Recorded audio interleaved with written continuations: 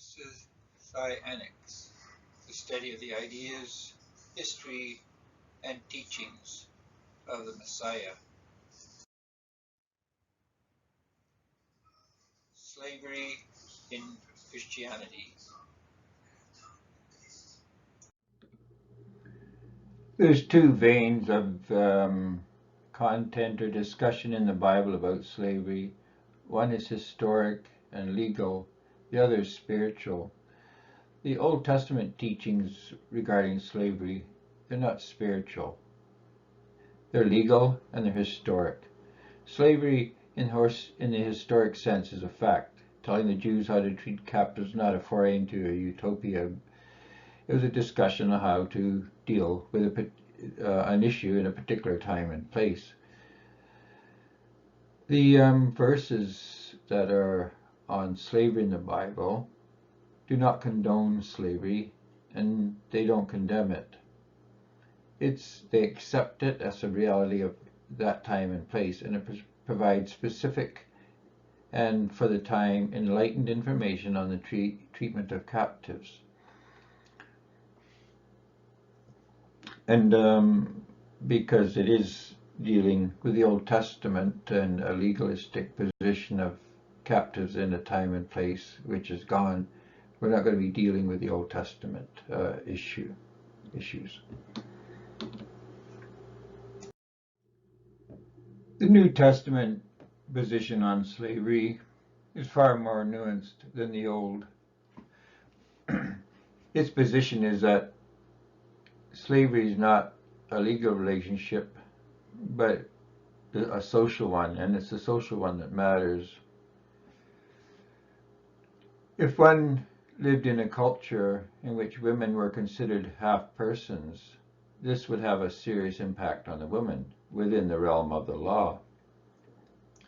This does not mean that her life within the home would differ from the life of a woman in the home of a woman who lived in, say, the US or Britain. A man might be a slave in the legal sense, but if the owner purchased his brother so as to enable the brother to live as a free person, even if there was no legal means to actually free him within the law, the two brothers would live identical lives. The Bible teaches us it's not the law that's important in any situation regarding people. It's our hearts that determines how we treat other people. The verses in the Bible are grouped in 3 blocks. The first tells, that's 4 blocks. The first tells the slave how he needs to behave. The second tempers this with a discussion on how the owner must behave, or how the owner is to respond to his servants. The third group of verses explains our relationship to Christ as brothers and sisters, and the fourth group restates the conditions of slavery, proving the actual legal status of the slave is immaterial if in Christ we are brothers and sisters.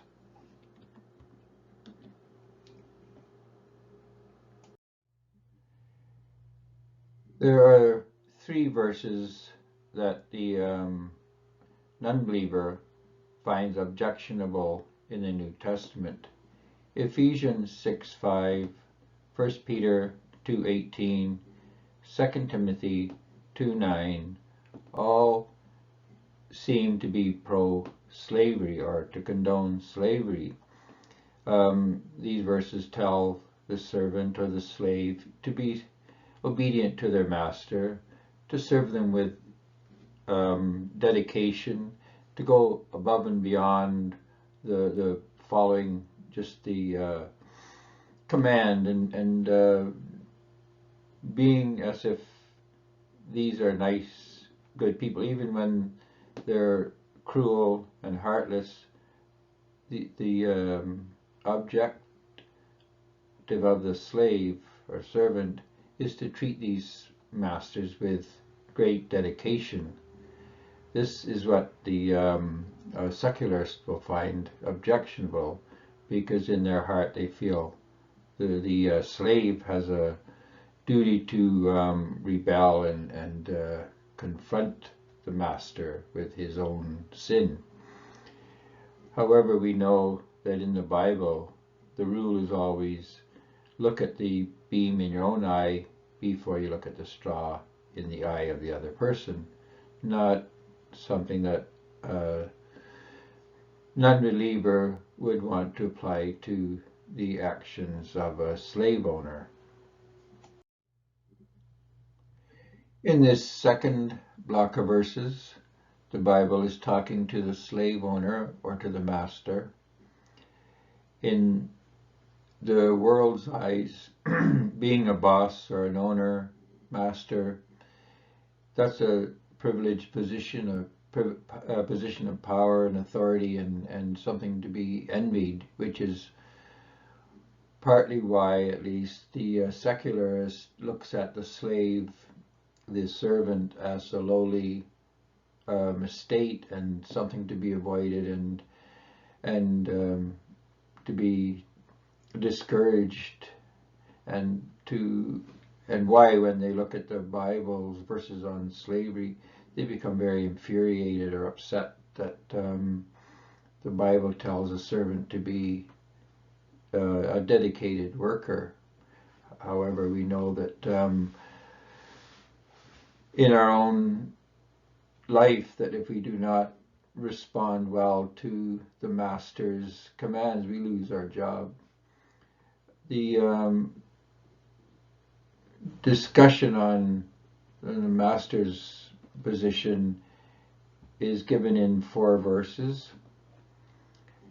1 Thessalonians 5:18, Colossians 4:1, James 3:1, and Mark 9:35.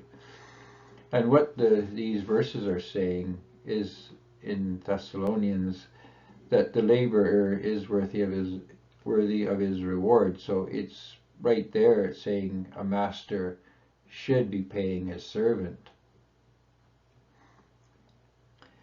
And again in Colossians, masters, give unto your servants that which is just and equal, knowing that ye also have a master in heaven.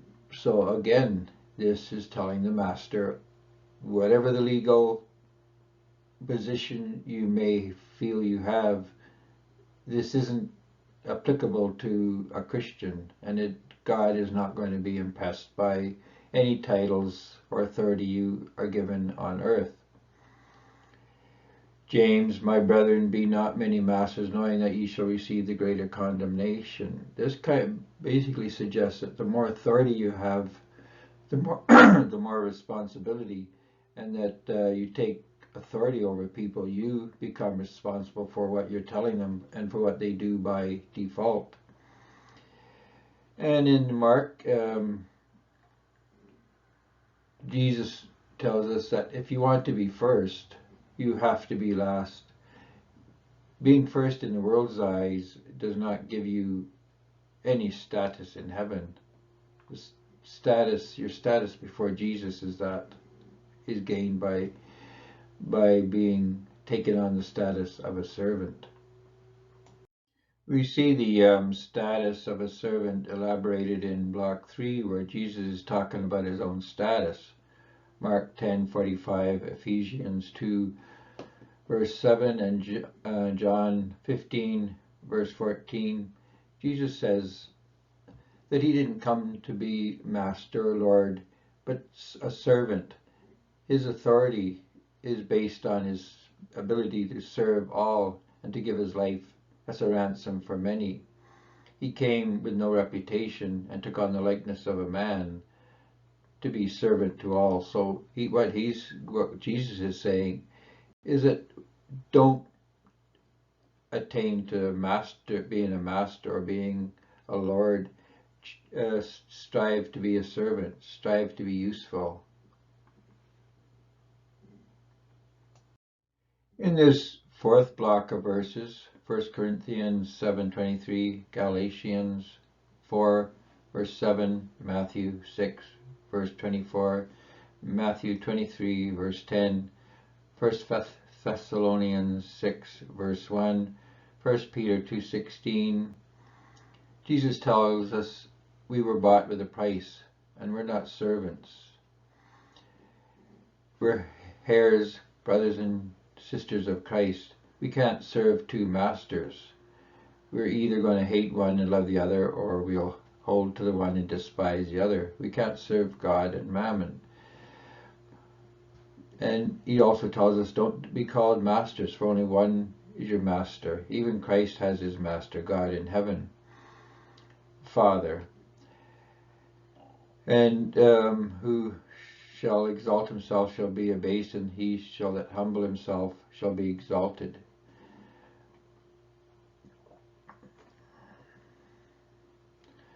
Those that have believing masters, don't despise them because of their belief and because they are compassionate.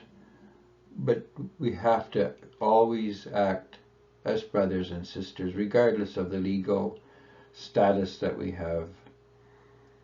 And in 1 Peter, there goes on to say about how we are to humble ourselves and to live in the glorious salvation that is given to us by Jesus Christ. So the status of slave or master, both, they're immaterial, and there's nothing in the eyes. There is nothing in the eyes of Christ. And to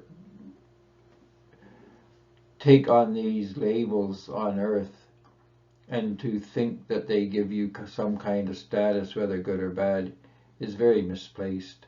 And you have to be a non-believer to think that these things have any meaning at all. And if one is offended by the idea of slavery, or feel they're exalted by the title of master, they're not a believer, and they really do not understand what Christianity is about, and what belief is about, and what salvation is about.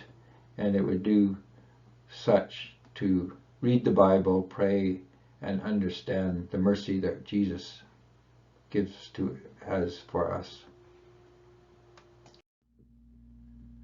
We want to thank you for watching this production of Messianics, the study of the ideas, history, and teachings of the Messiah. This video is Slavery in Christianity, and we hope you will watch some of our other productions. Thank you.